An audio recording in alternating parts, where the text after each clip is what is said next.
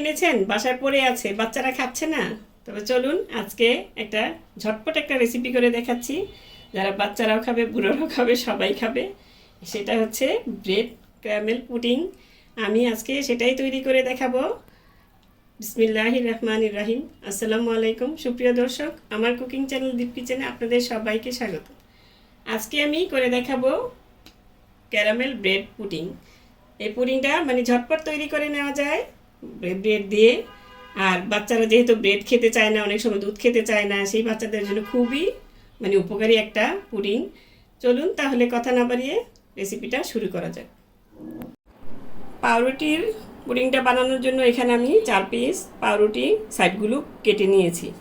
এখানে কিন্তু সাইডগুলো যদি আপনি না কাটেন 3 পিস দিয়ে হয়ে যাবে, আবার বেশি দিবেন না, তাহলে কিন্তু ব্রেড পুডিংটা শক্ত হয়ে যাবে বেশি।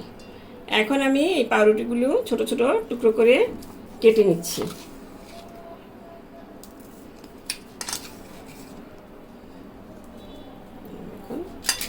ছোট ছোট টুকরো করে হাত দিয়েও ছেড়ে নিতে পারেন।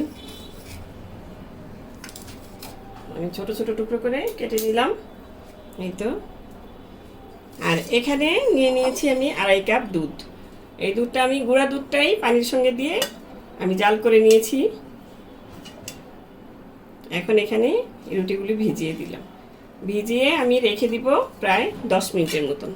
তাহলে ব্রেডটা একদম সফট হয়ে যাবে, ব্লেন্ড করতে সুবিধা হবে। সুন্দর করে ভিজিয়ে দিবেন, ভিজিয়ে একটা সাইডে আমি এগুলো রেখে দিচ্ছি।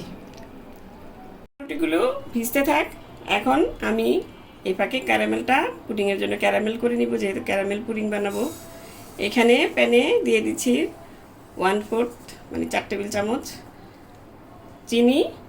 এখন চুলার আঁচটা ধরিয়ে দিব, একদম হালকা আঁচে রাখবো যাতে চিনিটা গলে যায়। এইভাবেও রাখতে পারেন, আবার আপনারা একটু আমার মতো পানি দিয়েও নিতে পারেন, হালকা সামান্য। এই 1 চা চামচ পানি দিলাম। এখন এটা চিনিটা এইভাবেই থাকবে, চুলার আঁচটা এই জন্যে আস্তে রাখতে হবে। তারপর চিনিটা যখন গলে আসবে তখন আপনি নেড়ে চেড়ে দিতে পারবেন। এই দেখুন চিনিটা গলতে শুরু করেছে, এখন একটু নেড়ে চেড়ে দিতে হবে, নইলে আবার নিচে দিকে লেগে মানে পুড়ে যাবে। এখন আস্তে আস্তে এটা এখন নেড়ে দিয়েছি, আস্তে আস্তে কালারটা এসে যাবে। ক্যারামেলটা আমি চুলা থেকে নামিয়ে নিয়েছি, এই দেখুন কত সুন্দর একটা কালার এসেছে। এখন ক্যারামেলটা আমি চতুর্দিকে ছড়িয়ে দিব। আপনারা এইভাবে না ছড়িয়ে দিতে পারলে একটা স্প্যাচুলা দিয়ে ছড়িয়ে দিতে পারেন। এই যে এইভাবে দ্রুত কাজটা করতে হবে, নইলে কিন্তু এটার মানে বসে যাবে। আমি ভালো মতন স্প্যাচুলা দিয়ে চতুর্দিকে এটা লাগিয়ে দিয়েছি। এখন এটা এক সাইডে রেখে দিচ্ছি ঠান্ডা হওয়ার জন্য। এখানে যে দুধটা পাউরুটি দিয়ে ভিজিয়ে রেখেছিলাম, সেই দুধটা এখন আমি ব্লেন্ডার জারে নিয়ে নিচ্ছি ব্লেন্ড করার জন্য। আপনারা যে কোনো ব্লেন্ডার দিয়েই এটা নিয়ে নিতে পারেন। এই দেখুন কতটা সফট হয়ে গিয়েছে। এখন এটা ব্লেন্ড করার সুবিধা হবে। এখন আমি এটা ব্লেন্ড করে নিয়ে আসছি। আমি ওটা ব্লেন্ড করে এক সাইডে রেখে দিয়েছি। এখন নিয়ে নিচ্ছি এখানে একটা বাটি, সেই বাটিতে দিয়ে দিচ্ছি 3টা ডিম। আমি আজকে 3টা ডিম দিয়ে তৈরি করব। আপনারা ডিম বাড়িয়ে দিতে পারেন, কিন্তু ডিম বাড়িয়ে দিলে আবার পুডিংটা অনেক সময় শক্ত হয়ে যায়। দুধের ইয়াটাই বেশি রাখতে হয়। এখন এখানে দিয়ে দিচ্ছি 1/3 কাপ চিনি। চিনিটা যে যার মিষ্টি যেমন খান সেই অনুপাতে দিয়ে নিতে পারেন, বাড়িয়ে দিতে পারেন, কমিয়ে দিতে পারেন, এটা কোনো বাধা ধরা নেই, মিষ্টিটা যার যার ইচ্ছা মতন। এখন আমি এটা ভালো মতন চিনিটা গলে যাওয়া পর্যন্ত মানে হুইস্ক দিয়ে নেড়ে চেড়ে নিব। এই দেখুন আমি নেড়ে চেড়ে নিয়েছি, মিশিয়ে নিয়েছি চিনিটা একদম গলে গিয়েছে। এখন আমি এখানে সেই যে পাউরুটির মিশ্রণটা, দুধ আর পাউরুটির মিশ্রণটা তৈরি করে রেখেছিলাম, সেটাকে আমি দিয়ে দিচ্ছি। সম্পূর্ণটা দিয়ে দিলাম। এখন আমি আবারও এই মিশ্রণটা মিশিয়ে নিব। তার আগে আমি এখানে দিয়ে দিচ্ছি 1/2 চা চামচ ভ্যানিলা এসেন্স।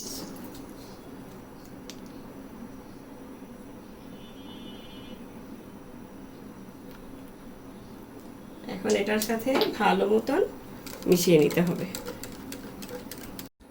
এই দেখুন নেড়ে চেড়ে ভালো মতন ভ্যানিলা এসেন্স আর সব কিছু মিশিয়ে নিয়েছি। এটা আবার বেশি ডিমটা ফোমি করবেন না, তাইলে কিন্তু পুডিংটা ছিদ্র ছিদ্র হয়ে যাবে। এখন আমি এখানে নিয়ে নিচ্ছি সেই যে ক্যারামেলের বাটিটা।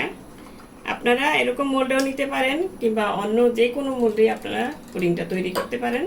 এখন আমি এখানে একটা স্ট্রেনার বসিয়ে দিচ্ছি আর এটাকে ভালো মতন ঢেলে দিচ্ছি।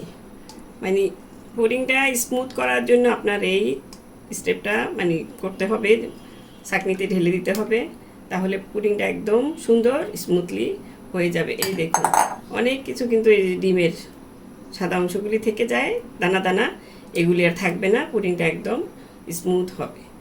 এখন আমি এটা সরিয়ে রেখে দিচ্ছি আর এই বাটির ঢাকনাটা দিয়ে এখন আমি এটা ঢেকে দিচ্ছি।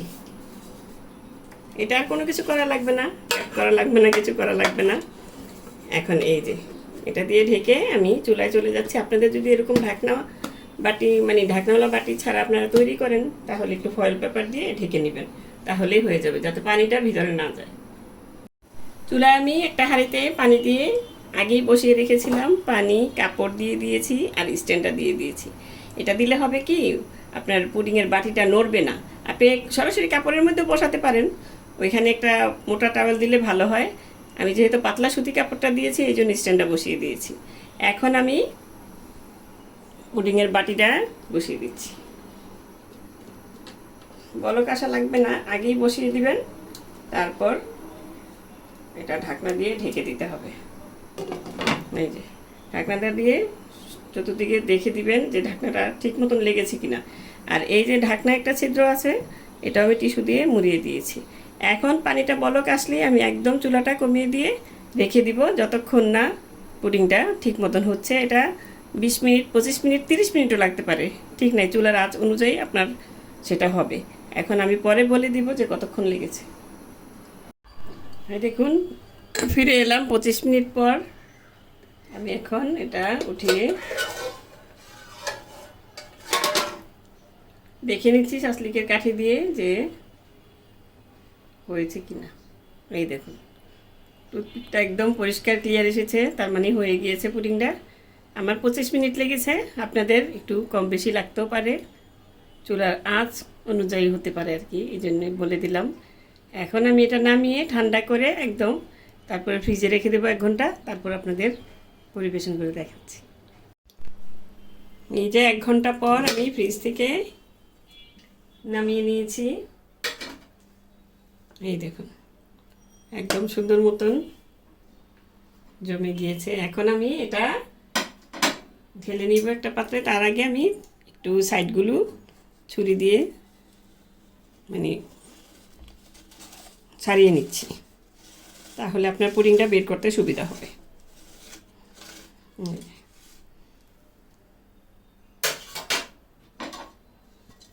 এখন একটা প্লেট দিয়ে এভাবে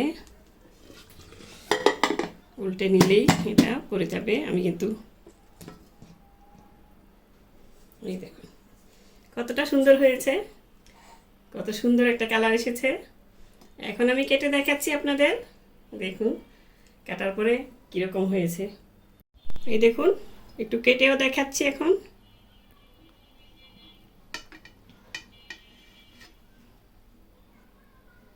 এটা আপনারা যদি একটু মানে হাইটটা উঁচু করতে চান তাহলে ছোট একটা পাত্রে বানাবেন, তাহলে হাইটটা উঁচু হবে।